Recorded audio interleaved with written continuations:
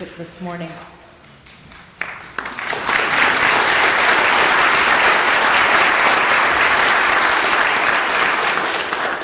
And Dr. Hannah Waltz, we are so fortunate and blessed to have you.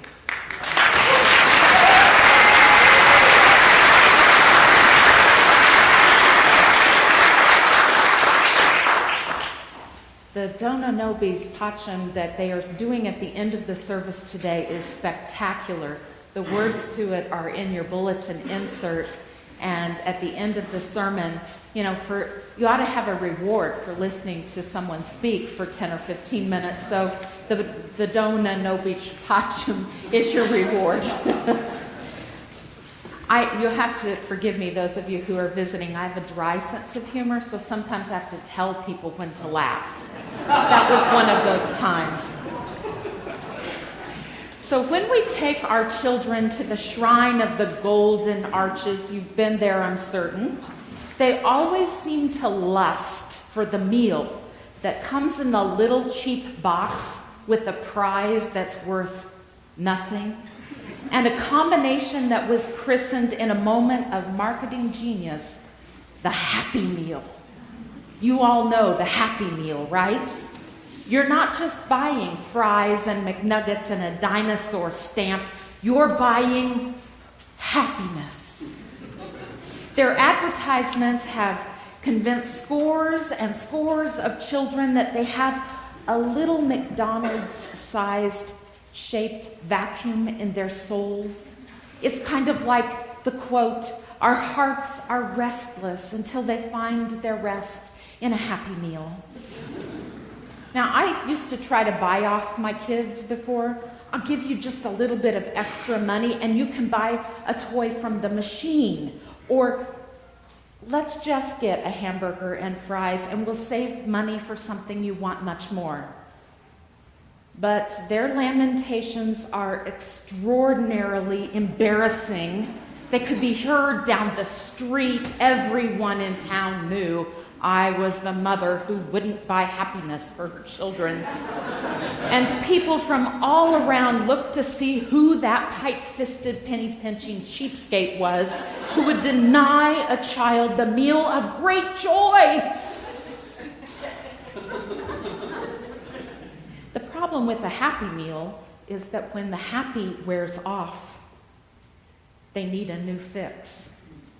No child I've ever met said, "Remember that Happy Meal that I got last week? What deep and fulfilling happiness I got from that."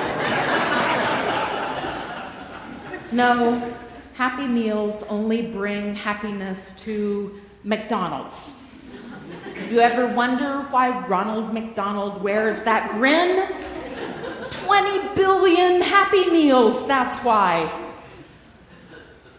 I say all of this in jest, but it's a real problem when we get older. We don't seem to get much smarter. And we tend to want to believe that happy things will make us happy. The only problem is our happy gets more and more expensive as we get older. It seems to be a little bit cliche to say that money can't buy happiness, but I can't tell you how many people I listen to as they process confusion in their lives about why they aren't happy with the lives they have, and they recount that they thought things would bring them joy, but they still ended up wanting and empty. Because many of us invest in things that don't buy happiness. But what about people? Relationships, events, education, careers, children, good health. Oh, all of these are great things, desirable things, importantly critical things. And yet, even they don't necessarily provide happiness or joy. So I'm left to ask, where does joy come into our lives?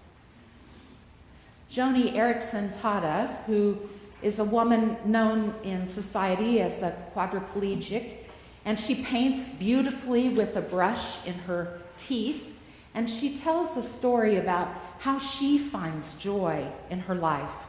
She says, honesty is the best policy, but especially when you're surrounded by a crowd of women in the restroom during a break at a Christian women's conference.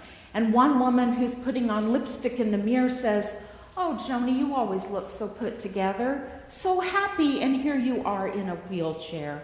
I wish I had your joy." And several women around her nodded. "How do you do it?" they said. "I don't do it," she answered. "In fact, let me tell you honestly how I woke up this morning. On an average day, this is what happens. My husband, Ken, leaves for work around 6 a.m. I'm alone in bed until I hear the front door open at 7, and that's when a friend arrives to get me out of bed. And while I listen to her make coffee, I pray, God, my friend is soon going to give me a bath, get me dressed, sit me up in my chair, brush my teeth and my hair, and send me out the door. I don't have the strength to face this routine one more time.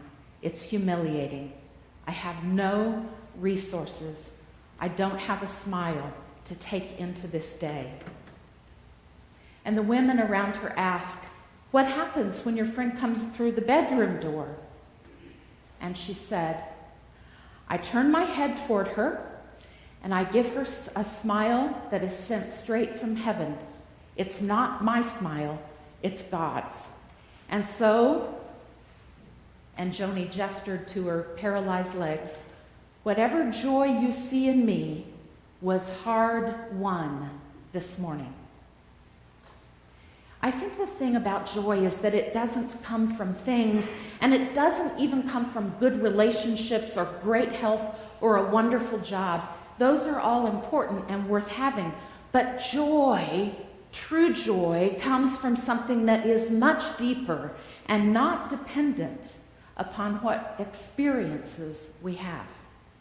Coming to church on Sunday doesn't even guarantee joy. I know that's heretical coming from a preacher, but there's only one way to ensure joy in your life. C.S. Lewis wrote, "God is the fuel of our spirits, the fuel our spirits were designed to burn. There is no other. God cannot give us happiness and peace apart from God's self, because there is no such thing." The Hebrew people of the Old Testament learned this lesson time and time again. Our scripture lesson for today is a prophecy by Isaiah about a time when joy would finally be everlasting and plentiful. But what you need to know about Isaiah, he was a prophet when Israel's future looked bleak. If you want to hear bleak, consider the chapter right before the one that is printed in your bulletin. It's a proclamation of destruction. You didn't come to hear that this morning, but let me tell you, the metaphors in this chapter are images of sacrifice and slaughter that leave the land blood-soaked. It's a vivid description of doom and gloom. I'll quote one verse. "The slain will be cast out, and the stench of their corpses shall rise, and the mountains will flow with their blood." Yuck. Isaiah 35 is in contrast, and it abruptly brings a very different message and a joyous word. It's a wonder-filled poem about how the land and the people will be transformed. First, the wilderness, the dry land, and the desert will become fertile. And then unbelievable things begin to happen. Blind eyes are opened. The hearing loss that people have is unstopped. The lame jump up for joy. The wilderness breaks forth in water. The desert has springs. The people are joyful and glad, and all the sorrow and sighing go away. So compare the sounds of this exuberant poem with the one before it that I just talked about, and you'll see where joy comes from. The The wilderness and the dry land shall be glad, and the desert will rejoice and blossom like the crocus. It shall blossom abundantly and rejoice with joy and singing. Strengthen the weak hands and make firm the feeble knees. Say to those who are of a fearful heart, be strong, do not fear. Here is your God. And then the eyes of the blind will be opened and the ears of the deaf unstopped. Then the lame shall leap like deer, and a tongue of a speechless person sings for joy. The waters will break forth in the wilderness, streams in the desert. The burning sand will become like a pool, and the thirsty ground springs of water. Everlasting joy shall be upon their heads. They shall obtain joy and gladness, and sorrow and sighing shall flee away. The stories are endless about all of us who are waiting in this season to feel some sort of joy in our lives. There are successful business people sitting at big, beautiful wood desks, hoping that there is something more to life than what they feel inside day after day. There are thousands of couples who find themselves trapped in dead-end marriages and hoping that perhaps tomorrow, maybe next year, their spouse will change and life will be bearable again.